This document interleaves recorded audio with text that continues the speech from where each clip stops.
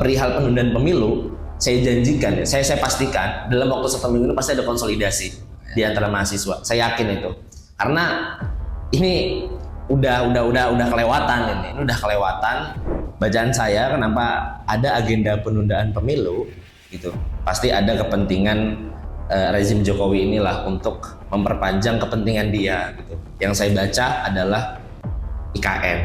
Demonstrasi perihal penundaan pemilu akan lebih besar gitu daripada yang saya baca ya, daripada demonstrasi sebelumnya. Karena apa? Karena isunya mudah gitu. Menolak penundaan pemilu. Penundaan pemilu itu isu apa ya? Isu fondasi dari demokrasi lah.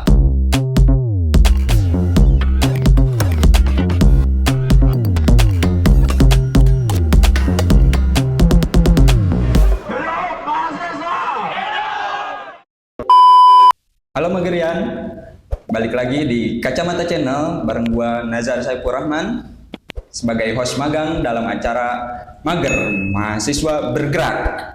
Hari ini kita udah kedatangan tamu nih dengan Abid, Ketua Dema Universitas Islam Negeri Syarif Hidayatullah Jakarta. Selamat sore Mas Abid. Sore Mas Nazar. Ya. Sehat Mas? Alhamdulillah. Jadi di sini kita sebenarnya channel ini punya satu acara namanya Mager Mahasiswa Bergerak. Ini bagian dari keresahan kita semua ya, meskipun saya udah nggak jadi mahasiswa, tapi saya punya keresahan bahwa mahasiswa itu sekarang itu terutama organisasinya kurang diminati gitu. Oke, betul. Ya, apalagi ngomongin masalah pergerakan mahasiswa ya. Pergerakan mahasiswa itu kan akhir-akhir ini udah mulai meredup gitu kan. Yes. Tapi kayaknya nih kalau mahasiswa UIN, BEM UIN terakhir kemarin lebih meredup. kemarin kan tetap demo, Yes. ngadain aksi ya, bareng mana? Bareng teman-teman buruh, bareng teman-teman UPN, Trisakti ya, tentang cipta kerja ya, tentang cipta kerja. Jadi saya rasa kalau ngomongin mahasiswa, gerakan mahasiswa, Mas Abid lumayan relevan lah, karena sebagai ketua Dema ya, ketua Dema UIN gitu kan, meskipun nggak sepopuler presiden Green Gen Z itu juga kan mahasiswa UIN ya, mahasiswa UIN. Lalu kita beberapa waktu ke depan kita bakal berbicara masalah pergerakan mahasiswa.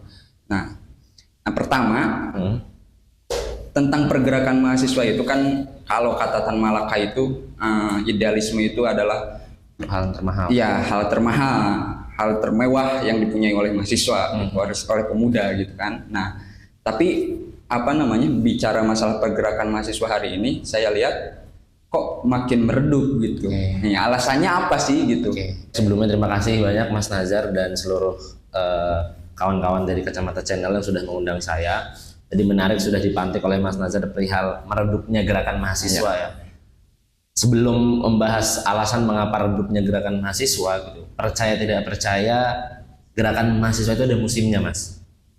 Ya kan? Jadi bulan-bulan, jadi di antara 12 bulan itu kalau kita ambil bulan Desember, Januari, Februari itu secara tidak langsung bukan bulan yang akan membuat gerakan mahasiswa pecah. Kenapa? Karena di masa-masa itu dinamika di BEM ataupun di Dema pun ada dinamikanya dengan pemira gitu kan, regenerasi, sehingga agak sulit untuk membuat gerakan yang pecah. Gerakan mungkin ada kayak Ciptaker kemarin kan 28 Februari gitu. Cuman untuk membuat gerakan mungkin kita ambil takarannya 2019 deh, kan besar tuh kan. Betul. Nah itu sulit di bulan-bulan itu. Kemudian bulan Maret, April, Mei itu 3 bulan yang menurut saya bulan yang menjadi momentum untuk aksi besar-besaran, karena teman-teman BEM itu sudah mampu mengkonsolidasikan isu, mampu mengkonsolidasikan mahasiswa, mampu membangun awareness mahasiswa gitu. Yang menjadi PR kan terkadang ya, meskipun tadi Mas Nazar sudah juga memantik perihal meredupnya, di sisi lain meredupnya gerakan mahasiswa gitu, dan juga meredupnya keminatan mahasiswa untuk bergabung di organisasi mahasiswa gitu kan. Itu juga kompleks yang berakibat terhadap gerakan mahasiswa nantinya. Tapi sebelum membahas itu, tadi 3 bulan Maret, April, Mei itu bulan menjadi momentum gerakan besar. Juni, Juli, Agustus itu lagi-lagi bulan yang bukan musimnya untuk membuat gerakan besar, karena posisi ada PKKMB gitu, ospek gitu kan, kemudian juga masa-masa libur, baru gerakan itu akan besar lagi ketika September, Oktober, November dan sebagainya. Nah kemarin ya, jadi saya tuh sedikit cerita Mas ya, saya itu kemarin dilantik itu bulan Juni, itu bulan Juni. Aksi terbesar saya itu di bulan September ketika aksi kenaikan BBM. Itu mungkin Mas UIN ada yang turun 1.500 lah, itu hanya UIN, belum kampus-kampus yang lain kalau dikalkulasikan mungkin sampai 3.000 atau 4.000. Tapi ya realitanya ketika kita mau aksi BBM lagi gitu, membuat gerakan lebih besar, itu sulit dalam pengkonsolidasian teman-teman mahasiswa gitu. Karena mereka melihat bahwa, nah ini saya kira pola pikir yang salah gitu ya, pola pikir yang salah di kalangan mahasiswa. Lu ngapain sih ikut demo gitu? Lu teriak-teriak, lu turun di jalan panas-panas, tuntutan lu tuh nggak didengar gitu. Jadi buat apa kita demo? Itu udah salah, disebarkan lagi. Itu yang bikin kita capek kan pada akhirnya. Padahal demo itu bukan perihal goalsnya tuntutan kita gitu, tapi bagaimana kita bersuara, bagaimana kita merayakan kebebasan berekspresi, bagaimana kita merayakan kebebasan berekspresi dan keberpihakan mahasiswa terhadap satu isu gitu. Ya nggak masalah, memang sebenarnya kadang kita udah tahu ya ini nggak bakal didengar gitu. Kita udah tahu terkadang tuh seperti itu, tapi pada akhirnya mahasiswa sebagai ya garda yang bisa menyuarakan aspirasi masyarakat harus tampil gitu. Meskipun kita tahu pada akhirnya bos ini kayaknya nggak bakal diterima di tuntutan ini. Nah itu saya kira pola pikir salah, yang pertama adalah pola pikir yang salah bagaimana kita memaknai aksi massa. Ya, saya potong sebentar ya Mas. Boleh. Terkait persoalan apa namanya tadi kan bicara masalah ada agenda-agenda tertentu gitu yang memang apa namanya memancing isu apa namanya memancing pergerakan mahasiswa gitu kan. Tetapi saya rasa ini saya coba cecar sedikit mahasiswa itu gitu kan apa namanya. Hari ini kan banyak bener gitu isu-isu yang sebetulnya bisa kita protes gitu. Betul. Terutama terkait persoalan apa putusan dari PN Jakpus bicara masalah penundaan pemilu. Nah, ini saya coba mantik lah gitu ya. Ya, boleh. Saya coba mantik gitu. Sebenarnya bagaimana sih pandangan mahasiswa gitu? Kok apa namanya rasanya ada kedengeran gitu mahasiswa itu nggak mau gitu berpolitik gitu, tapi apa terlalu memilih isu. Nah kira-kira seperti apa sih Mas? Kalau dari pandangan ya sebagai Dema, gitu, ketua Dema. Yang saya lihat ya memang isu itu yang membuat kita berat adalah isu itu nggak pernah habis gitu. Ya RKUHP selesai udah disahid muncullah Ciptaker. Ciptaker ini belum selesai, tanggal 14 itu sidang kedua untuk disahkan nanti di DPR tanggal 14 Maret. Belum selesai kita nunggu tanggal 14 putusan PN Jakpus perihal penundaan pemilu ya, pengajuan merekomendasikan penundaan pemilu naik lagi. Akhirnya kadang ya mahasiswa pun juga ada yang mau tidak mau terpecah karena isu gitu. Ya karena realitanya seperti itu gitu. Misalnya saya dari Dema UIN udah mati-matian mengkaji Perpu Cipta Kerja segala macem, ternyata udahlah kita nggak usah aksi Perpu Cipta Kerja, kita aksi penundaan pemilu aja gitu.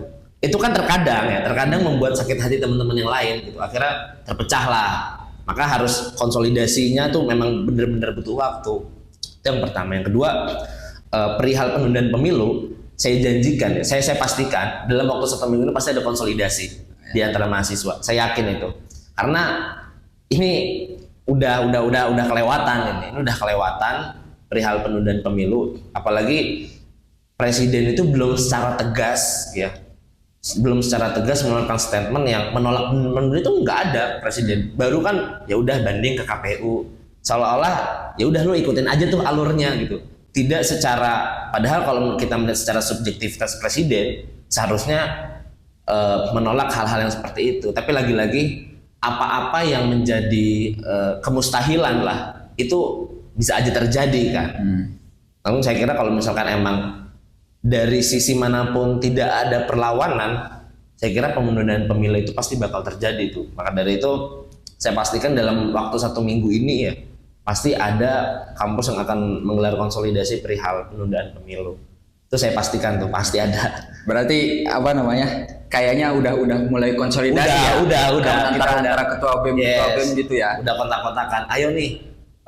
Karena Ciptaker oke lah, ada teman-teman mahasiswa yang membahas dan teman-teman buruh. Tapi kan isu ini harus dikawal nih, jangan sampai lolos gitu. Tanda perlawanan harus dinyalakan kalau misalkan melihat wah ini buktinya mahasiswa adem-adem aja, nah, itu bahaya tuh. Gitu Nah, sih. kira-kira nih menurut pandangan Mas Abid Ya. itu terkait elit yang sering apa namanya berbicara masalah penundaan pemilu Ya. penundaan pemilu terakhir itu kan apa namanya putusan PN Jakpus, tapi sebelumnya kan ada ngomongin masalah big data dan segala macam gitu kan, yang ternyata kan itu hasil dari apa namanya rekayasa lah, rekayasa aja ya, gitu. dan katanya itu pantauan medsos dan segala macam tipu-tipu. gitu kan. Ya. Nah, sebenarnya menurut Mas Abid nih, pengamatan Mas Abid, kira-kira agenda apa sih yang ingin dicapai gitu kan? Ini analisa liar aja gitu kan? Analisa liar biasa mahasiswa gitu kan punya analisa liar gitu kan? Analisa terkait persoalan hari ini apa sih kepentingannya gitu? Apa namanya sampai ngomongin masalah big data gitu, padahal kan big data itu dari medsos, dan medsos itu kan kebanyakan itu kan mahasiswa lah gitu, anak muda gitu kan, anak muda. Kira-kira apa sih gitu kan? Jadi apa agenda di balik pemilu ini? Iya gitu. Ini bacaan saya ya, bisa jadi salah ya. Iya, disclaimer dulu kita ini analisis ya, analisis mahasiswa biasa kan. Namanya mahasiswa kalau salah ya namanya belajar. Iya, belajar betul. Bacaan saya kenapa ada agenda penundaan pemilu gitu, pasti ada kepentingan rezim Jokowi inilah untuk memperpanjang kepentingan dia gitu. Yang saya baca adalah IKN gitu. IKN ini harus benar-benar sukses. Tapi kan sampai hari ini kita belum melihat apa ya perkembangan yang menjanjikan gitu. Jokowi masih butuh banyak investor. Jadi kalau misalkan kita lihat juga setiap hari pasti Jokowi itu kayak nanti ASN akan dijamin gitu kan, tempat tinggal, jadi memberikan buah-buah manis gitu untuk IKN nanti. Namun sejauh ini kan IKN masih belum ada perkembangannya, masih butuh banyak proses, sehingga Jokowi juga masih butuh banyak waktu untuk mensukseskan IKN ini. Padahal sebenarnya kan Anies Baswedan itu kan ngomong juga kan sebagai yang menarik nih ya. Anies Baswedan itu kan sebenarnya kalau misalkan ngomongin masalah IKN ya, kita masuk ke IKN sedikit ya, karena sempat disinggung. Anies Baswedan ya yang kita tahu lah gitu, itu bagian dari kubu apa? Jokowi. Ya.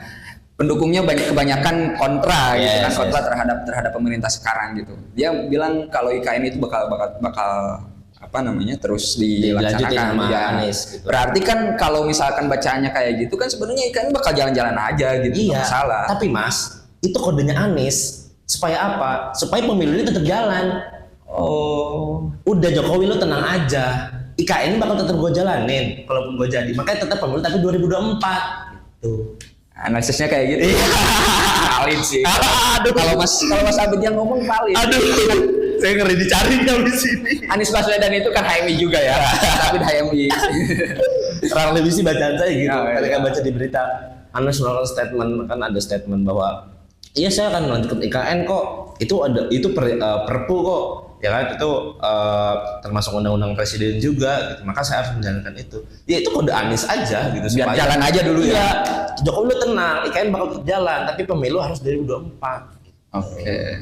Nah, ini balik ke persoalan apa namanya penundaan pemilu ya. Yes. Kalau kata Hasto Kristianto ada dana besar yang ada kekuatan besar katanya yang ada di balik penundaan pemilu ini gitu, putusan PN Jakpus ini gitu. Nah, saya rasa kan apa namanya kira-kira kalau misalkan ada pendana atau misalkan ada kekuatan besar ya. Ini kekuatannya seperti apa sih kira-kira? Kalau pandangan Mas Abid, mungkin kan kayak mahasiswa gitu kan. Saya rasa kalau misalkan memang ada agenda besar, pasti mahasiswa minimal dilibatkan gitu kan. Pasti ada aja yang nyari gitu kan. Biasa kan kayak gitu kayak molah apalah gitu kan. Kalau misalkan memang ada pendanaan, itu kan mungkin apa namanya ke mahasiswa juga ada gitu. Tapi ini kayaknya semua orang sudah sepakat gitu bahwa penundaan pemilu itu nggak boleh. Ya. Nah, kira-kira nih, menurut Mas sebagai mahasiswa itu kayak gimana sih? Oke. Emang benar ada apa? Ada Kekuatan besar ya? besar. Ada kekuatan besar gitu. Saya karena Hasto yang bilang ya, Hasto juga bukan orang biasa-biasa aja di PDIP kan. Saya bisa mengafirmasi itu. Mahfud MD pun juga bilang gitu bahwa ini ada kekuatan besar Ya. nih di balik Beberapa elit lah, ya PN Jakpus gitu. Tapi kita bisa melihat kekuatan besar ini saya baca pasti ada di lingkaran istana gitu untuk melanggengkan kekuasaan ini dalam beberapa waktu ke depan gitu, supaya agenda-agenda pemerintah, agenda-agenda rezim ini masih tetap berjalan. Maka kekuatan besar itu pasti ada di sana gitu. Yang kita lihat memang secara eksplisit Jokowi ini ya kader Banteng gitu. Ucapan itu keluar dari mulut kader Banteng juga gitu. Tapi kan ya beberapa bulan yang lalu 50 tahun PDIP kita melihat bahwa ada hubungan tegang lah ya antara ketum PDIP dengan Jokowi gitu. Ketika ya memberikan speech yang banyak menyinggung Jokowi, seakan-akan kita sebagai warga sipil melihat kayak ada kesenggangan. Ini presiden gua kok dicaci maki ya kan secara tidak langsung tapi ya. Nah, saya kira seakan-akan Hasto ini memberikan memberikan tanda bahwa ya ini kekuatan besarannya ada di kubunya Jokowi nih. Dan kubunya Jokowi bukan kubunya Hasto gitu, atau bukan kubunya PDIP. Memungkinkan seperti itu sih. Bacaan saya sebatas itu aja kalau ada kekuatan besar. Tapi kalau yang saya pastikan kekuatan besar itu ada di dalam istana. Oke, bicara masalah penundaan pemilu dan PN Jakpus ini ya, tadi Mas Abid ngomongin masalah konstelasi bahwa ternyata kan Hasto sebagai kader sebagai sekjen PDIP gitu, bicara tentang pendanaan dan tentang kekuatan besar gitu di balik ini. Tapi sebenarnya kan yang pemantik munculnya putusan PN Jakpus ini gitu kan, itu dari Partai Prima. Nah, ini Partai Prima itu kayak gimana sih? Emang sepopuler itu gitu? Saya rasa kalau ngomongin masalah partai ya mahasiswa itu punya pengetahuan lebih lah gitu. Karena kan terutama kan ternyata saya lihat-lihat bahwa Partai Prima itu kan salah satu pendirinya atau salah satu anggotanya itu ada Budiman Sujatmiko gitu kan. Ya itu masih satu garis lah ya kayak gitu. Nah, kira-kira seperti apa sih? Emang populer? Partai Prima. Iya, Partai Prima. Yang pertama mungkin bagi anak-anak mahasiswa yang suka dengan politik, gitu, pasti saya kira tahu lah dengan Partai Prima. Apalagi kalau yang benar-benar getol dengan bagaimana kultur partai politik di Indonesia, pasti tahu bagaimana Partai Prima ini muncul. Cuman memang yang saya baca kenapa gugatan ini muncul ya kan kepentingan si A lah kita sebut lah ya, kepentingan si A untuk meloloskan penundaan pemilu ini ya sebagusnya gitu mungkin tidak pakai tangan dia gitu, tapi pakai tangan orang lain gitu ya, mungkin salah satunya Partai Prima dengan gugatan-gugatan ya perihal tidak lolos verifikasi sebagai anggota partai pemilu di 2024 gitu. Menurut saya itu ya bagian skema-skema kecil gitu. Mungkin kita awalnya bakal menganggap remeh kan, karena itu keluar dari PN Jakpus. Tapi yang aneh juga gitu, kalau kita sedikit melihat pembahasannya Mbak Bibip itu, Mbak Bivitri Susanti itu bagus banget penjelasannya. Kenapa ini digugat ke PN Jakpus gitu, nggak digugat ke Petun, karena ini kan hubungannya dengan instansi negara yaitu KPU. Nah itu dengan hal-hal yang receh itu aja udah banyak salahnya lah kalau dilihat oleh kacamata hukum. Saya bukan anak hukum, jadi secara garis besar saya kira banyak anak hukum yang akan memandang bahwa ada kesalahan antara gugatan yang dilakukan oleh Partai Prima ke PN Jakpus kemudian menuntut ke KPU. Nah tapi dari rangkaian yang banyak salahnya itu, yaitu bisa menjadi skema-skema kecil gitu agar penundaan pemilu itu bisa terjadi. Yang saya baca ya agak mundur sedikit ini Mas Nazar. Perihal misalkan proporsional terbuka atau tertutup, itu kan membuat huru-hara juga dalam pemilu. Yang saya baca kemarin tuh kenapa ada isu proporsional tertutup gitu, supaya pada akhirnya banyak partai yang tidak setuju kan gitu, terhadap proporsional tertutup, harus terbuka segala macam. yang mana mungkin tujuan dari yang melempar isu itu atau melempar kepentingan itu ya supaya membuat chaos hingga ada penundaan pemilu gitu. Mungkin skema itu gagal, carilah skema lain, muncul dari partai kecil gitu yang secara tidak langsung memang itu bukan pakai tangan yang mau berkepentingan gitu, pakai tangan orang lain lah, ibarat kata cuci tangan aja. Tapi ya kita lihat dalam beberapa waktu ke depan apakah skema ini berhasil. Berarti Partai Prima ini cuman pion ya? Yes, cuman pion. Karena kan sebelum-sebelumnya kan ada gugatan juga gitu kan, misalkan ya apa namanya dari Partai Umat gitu kan, Partai Umat kan sempat ngegugat juga, walaupun pada akhirnya ya, diloloskan. Kayak ada yang ini juga tuh, ada ya, ini juga tuh. Tetapi apa namanya, akhirnya kan nggak mengarah ke persoalan gugatan untuk menunda pemilu gitu kan. Betul. Ada lagi yang bicara masalah penundaan pemilu ini, sebenarnya pemilu bakal ditunda katanya. Cuman tahapannya doang gitu yang ini. Ini elit itu sering bermain kata-kata Iya, benar. Bermain kata-kata. Sebelumnya kan ngomongin masalah apalagi kebijakan sebelumnya ya, ngomongin masalah PSBB, PPKM dan segala macam. Itu kan hanya perihal kata-kata aja gitu. Dengan hal itu. Padahal intinya tetap kan penundaan pemilu gitu kan. Nah, apa namanya? Mas Abid memandang ini seperti apa sih? Kalau memang apa namanya ini berpengaruh banget gitu terkait persoalan apa permainan kata-kata ini, memang apa namanya bisa meyakinkan gitu, bisa meyakinkan orang gitu untuk menyetujui penundaan pemilu. Saya kira karena pemilu tuh udah ya, kita dari 2021 lah ya, itu 2022 udah sering digaungkan pemilu 2024. Secara tidak langsung gitu, dari psikologis masyarakat awam gitu, itu pasti bakal, meskipun entah itu dia apatis atau tidak terhadap pemilu, pasti sudah menganggap bahwa pemilu ini pasti 2024 gitu.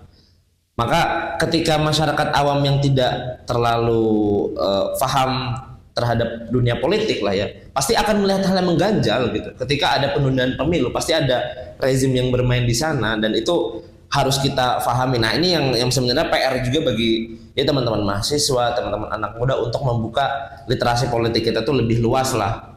Jangan sampai memang 2024 itu tahun anak muda sebagai pemilih terbanyak di 2024, tapi jangan sampai kita hanya sekedar dimanfaatkan. Jadi tetap mengawal terhadap gagasan terhadap capres cawapres, misalkan kita tetap mengawal terhadap gagasan partai gitu. Dan jangan sampai ada penundaan. Itu sih harus terus disuarakan. Berarti persoalan penundaan partai apa namanya? penundaan pemilu ini memang apa namanya? punya pengaruh besar ya, pengaruh besar terkait persoalan nanti pergerakan mahasiswa itu. Pasti tentang ini kan? Pasti tentang ini. Nah, kita tunggu Megrian, tunggu gerakan mahasiswa di satu bulan ke depan ya. Tapi saya mau menambahkan dikit, Mas Nazar. Demonstrasi perihal penundaan pemilu akan lebih besar gitu daripada yang saya baca ya, daripada demonstrasi sebelumnya. Karena apa? Karena isunya mudah gitu. Nolak penundaan pemilu, ya kan? Enggak kayak misalkan Ciptaker, kita harus mempelajari pasal-pasalnya dulu, mana pasal-pasal bermasalah, RKUHP gitu. Kita udah mengkaji berkali-kali, tetap akhirnya digolkan. Penundaan pemilu itu isu apa ya? Isu fondasi dari demokrasi lah. Ya, regenerasi pemimpin, pergantian kekuasaan gitu. Jadi itu bagi saya ya salah satu kunci dari demonstrasi adalah kita mampu membumikan isu kepada mahasiswa-mahasiswa yang awam, mahasiswa-mahasiswa yang apatis. Tuh. Nah, isu penundaan pemilu itu menjadi isu yang paling empuk untuk kita kebumikan gitu. Jadi masyarakat teman-teman mahasiswa itu lebih mudah untuk menyerapnya. Oke. Itu ya closing statement dari Mas Abid. Jadi apa namanya terkait persoalan penundaan pemilu. Mungkin untuk topik ini kita cukupkan sekian ya. Karena apa namanya? Kalau saya rasa kalau ngomongin masalah keresahan banyak banget keresahannya. Oke, pemirsa Megrian, jangan lupa like, komen, dan subscribe YouTube kita Kacamata Channel. Kemudian Ikuti juga sosial media kita di Kacamata Channel.